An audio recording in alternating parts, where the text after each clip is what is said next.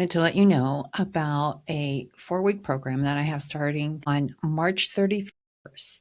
And this is really about the beginning of releasing those old stories around abortion and abuse that we carry around with us for so long, and how to integrate the tools that I'll give you throughout your day and moving forward, really, to release those energies. We don't forget the memories. They don't go away, but the energy those memories carry for us, the shame, the guilt, the sadness, the grief, those are the energies I'm talking about.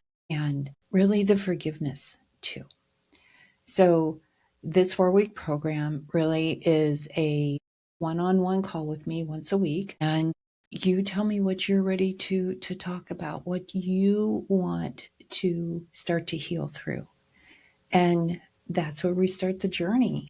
And it is private. This is not a group call, but this is a one-on-one with me. Like I said, once a week. And there will also be the option, if you like, of a voice messaging system. So if you get overwhelmed or you feel like you're getting stuck in something, a memory or a story or an energy, you can always reach out to me and we'll voice message back and forth. So I have that. And I will put the link in the show notes for you to sign up. I do ask that you sign up. The investment, I always forget about that part for some reason. The investment is free for this round. And why is it free? It's really to let you discover your curiosity of what this is about, to be in a room with me, how this can help all those old stories out. And so for that, I do it for free. And some of it is about the economy, and I want to be able to help others. So so it's free. It's 4 weeks. It starts March 31st. It is a very private conversation between you and I. What do I ask for in return? I ask for feedback because it is a new program for me and I want to give you value. And for that, I need your feedback and hopefully a testimonial. So that's the first thing. The second piece is because we do talk about abortion and recovery and abuse recovery on this show, there may be things that may trigger you. So I do want you to be aware of that before I start and follow your intuition of whether you continue to listen or maybe put it on pause and come back to it when you're ready. So to get started, we're going to go around the bush a little bit here today. And I will get to, the shame and the guilt as you hear my story. So my this week, it started out with, I knew that we were returning back to the office twice a week in my day job. And I was a little concerned about going back because while there's not a lot of people there, there is a lot of negative energy swirling around that office space a lot of times.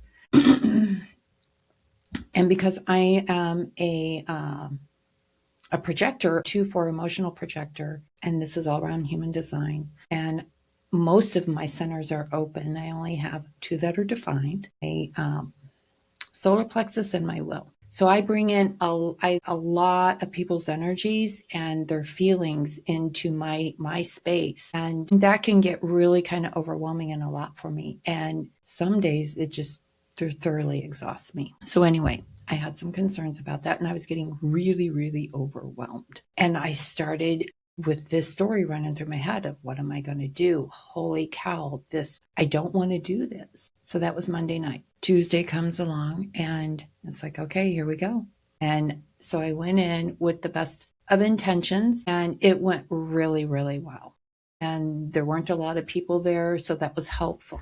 Then we went back in the office on Thursday because there was this giant meeting. And so there were a lot more people there and there was a lot more energy to the point where I was getting very overwhelmed.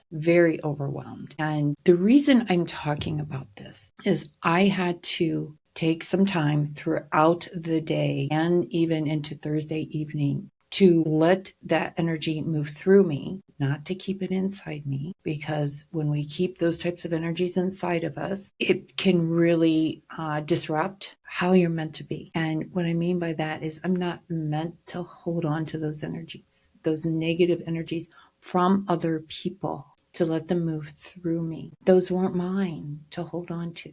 So I did a lot of tapping and a lot of breath work these last couple of days. But the reason I bring this up and talk about it here is it made me think back to when I was really struggling with the shame and the guilt and the stories that were running through my head of I was, a terrible person for having this abortion. And what was I even thinking about getting into a relationship, an abusive relationship? And the shame and the guilt that was all mixed through that time of my life. And those negative energies that I held in and I silenced.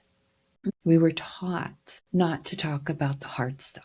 We were taught not to talk about the ugly stuff of abortion and what it can do to you afterwards. And that guilt and that shame and that grief of loss, because it is a loss, and how to move through that. And I can say the same for being in an abusive relationship, of the guilt, the shame, the silence. And it was grief. There was a lot of grief around both of those things. And I had to move through those. I had to allow myself to heal. I had held those things in for so long, so long, that it affected my health. So when we silence ourselves, we hold back, we don't allow ourselves to heal, or we don't know how to let ourselves heal because we can't see that within ourselves, what's happening to us, because we're so deep in the stuff. And at some point throughout my life, I started wondering what was going on with me. Why was my life so difficult? And why was I, let's say, lonely? And because I was pushing people away, because people would hurt me, so I would push them away. And not everyone is going to hurt another person. And I know that in my heart, I know that. I happen to have partnered with some very poor choices of men. They were going through their own stuff. I was deep in my stuff, and it was not a good moment in my life. And you may be experiencing or have had those experiences yourself, but yet you may find yourself being silent, holding all that grief, that shame, that guilt of why did I do those things inside you? And then those stories start to replay on repeat in our head. And it can cause illness. It can cause gut problems, digestive problems, hip. For me, I had a lot of hip pain. It was all those stories, that grief, those energies, I was holding right in my hip. And I went to chiropractors, I went for massages, I went for acupuncture, and nothing was really relieving it until I started to let myself heal. And how I did that was, first I started talking to another healer, and she called a lot of stuff out on me. She's like, "Hey, Terry, why are you holding on to this guilt? Why are you putting yourself in this box and not allowing yourself out? You want out. Now let's get you out of that box." And that was the start of everything. Really, the start was the abortion recovery program that I went through. And then it made me curious about what else was going on with me. And it wasn't like I finished the recovery program and then I was super curious and then I went straight into another healing modality. I had to let that abortion recovery healing process really move through me and out of me. I'm not holding on to that pain, that grief. The memories, yes, but not everything else. I wasn't silent anymore. I talked about it. I talk about it here. We can talk about it even on a one-on-one, like the 4-week program that I'm bringing out in March, when we can start to talk about our grief, our shame, our guilt. We start to release that energies. and we can start to heal our bodies and our hearts. And it's an experience I always have troubles putting words to, because the depth of what I went through and the feelings and the changes that I have experienced over time, for me, there's no words that can really portray those changes within me. I am such a different person now than when I was years ago. And that's why I do this. That's why I bring these programs out.